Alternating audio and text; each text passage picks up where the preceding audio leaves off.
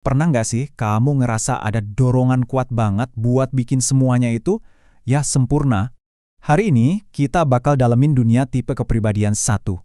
Ini tuh sebuah perjalanan tentang idealisme yang tinggi, tentang kritik batin yang nggak ada habisnya, dan soal pencarian kedamaian di tengah dunia yang ya jauh dari sempurna.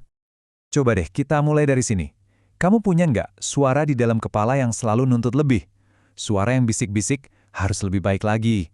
Jangan sampai salah. Ini belum cukup bagus. Kalau iya, wah kamu bakal relate banget sama dunia tipe satu. Nah, ini penting banget buat dipahami. Dorongan perfeksionis ini tuh bukan lahir dari kesombongan loh. Justru sebaliknya, ini datang dari keinginan yang tulus banget. Tipe satu itu para idealis sejati. Mereka ngelihat dunia ini seharusnya bisa jadi tempat yang lebih baik, dan mereka ngerasa terpanggil buat mewujudkan itu. Jadi, pada dasarnya yang memotivasi tipe satu itu adalah kebajikan. Mereka pengen jadi orang baik, jujur, adil, bisa diandelin. Mereka itu kayak teladan yang terus-menerus berusaha memperbaiki dunia dan tentu aja memperbaiki diri mereka sendiri tanpa henti. Terus dorongan ini datangnya dari mana sih? Seringnya akarnya itu dari masa kecil. Tipe satu seakan-akan merekam pesan bahwa untuk dicintai mereka harus sempurna. Harus jadi anak baik, harus sopan, harus berusaha lebih keras lagi. Nah, suara-suara inilah yang akhirnya jadi kritikus batin mereka yang gak pernah diam. Ada seorang penulis, Alice Miller, dia nyebut fenomena ini sebagai drama anak berbakat. Maksudnya, banyak tipe satu merasa mereka harus menanggung beban impian orang tua mereka yang nggak tercapai. Akhirnya, mereka jadi jago banget dalam memenuhi ekspektasi orang lain. Tapi risikonya, mereka jadi kehilangan koneksi sama diri mereka yang sebenarnya. Oke, sekarang kita coba intip gimana semua ini terjadi di dalam pikiran mereka. Coba bayangin deh, ada sebuah ruang sidang di dalam kepala, yang sidangnya itu nggak pernah selesai, 24 jam 7 hari seminggu. Itulah dunia internal tipe SETU, tempat setiap pikiran dan tindakan diadili. Kebayang nggak betapa melelahkannya hidup seperti itu? Nggak ada istirahatnya sama sekali, karena kritikus batin ini nggak pernah tidur. Setiap keputusan, setiap interaksi, itu dianalisis berulang-ulang, buat dicari kesalahannya.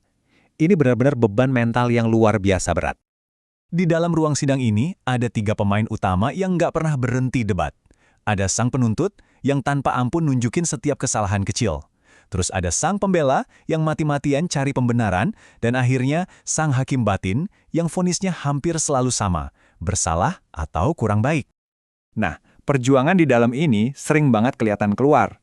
Contoh paling klasiknya mungkin Lucy Van Pelt dari komik Peanuts ya. Obsesinya buat memperbaiki Charlie Brown dan rasa frustrasinya sama dunia yang nggak sempurna itu nunjukin banget gimana dorongan idealis ini bisa jadi beban, baik buat diri sendiri maupun orang lain. Sekarang kita masuk ke inti emosional dari tipe 1. Di balik semua usaha buat jadi baik dan benar, ternyata ada emosi yang sangat kuat dan sering banget ditekan. Kemarahan. Mereka marah sama dunia yang nggak adil, marah sama orang lain yang nggak ngikutin aturan, dan yang paling parah, mereka marah sama diri sendiri karena nggak bisa sempurna. Disinilah letak konflik terbesarnya. Dari luar, tipe 1 itu kelihatan tenang, terkendali, dan tanggung jawab banget.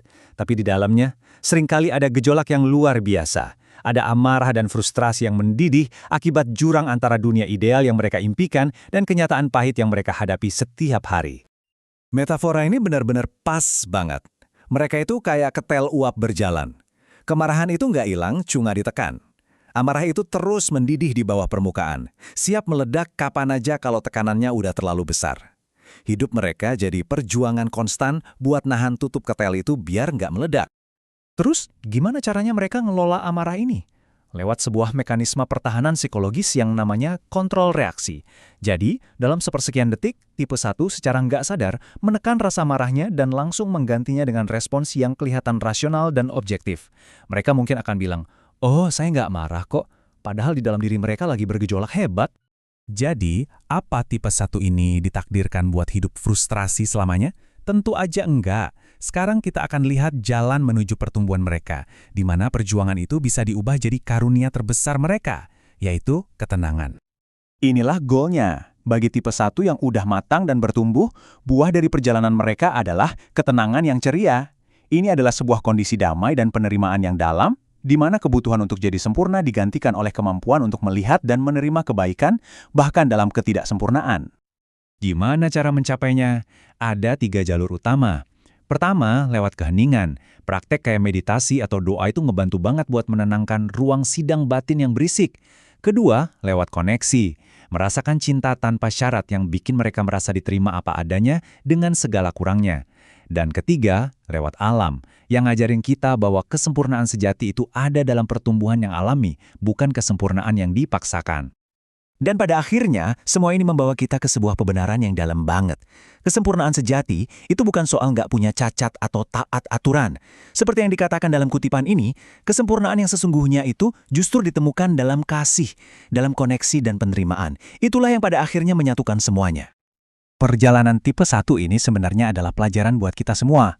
Ini tentang pergeseran dari perjuangan yang melelahkan melawan realitas, menuju sebuah penerimaan yang damai. Jadi saya mau tinggalkan kamu dengan pertanyaan ini. Kira-kira apa yang bakal berubah dalam hidup kamu kalau kamu bisa melakukan pergeseran yang sama?